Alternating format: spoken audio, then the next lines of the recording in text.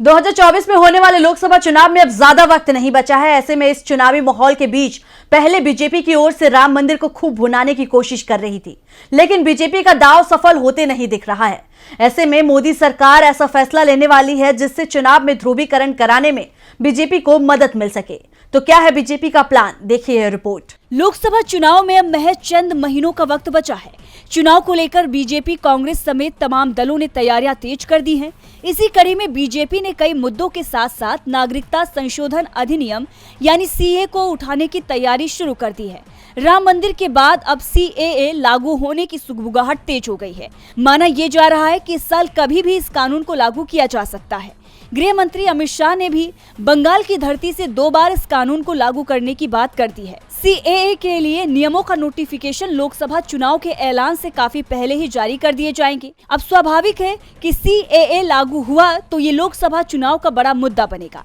BJP इसे अपने पक्ष में भुनाने का भरपूर प्रयास करेगी। वहीं विपक्ष का सीएए को लेकर साफ कहना है कि बीजेपी का राम मंदिर का मुद्दा नहीं चला, इसीलिए बीजेपी सीएए के जरिए ध्रुवीकरण करने की सोच रही है और लोकसभा चुनाव से पहले सीएए सीधे बीजेपी की मानसिकता को दिखाता है।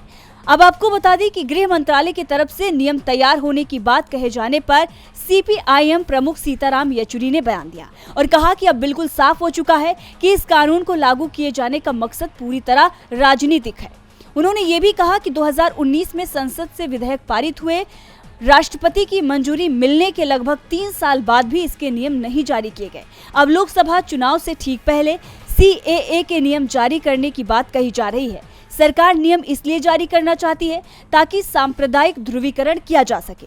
चुनाव से पहले सीएए के नियम जारी करने का एक ही मकसद है। सरकार इस कानून के नियम और कानून में की गई घोषणा का इस्तेमाल चुनाव में फायदा हासिल करने के लिए करना चाहती है। डीबी लाइव की रिपोर्ट।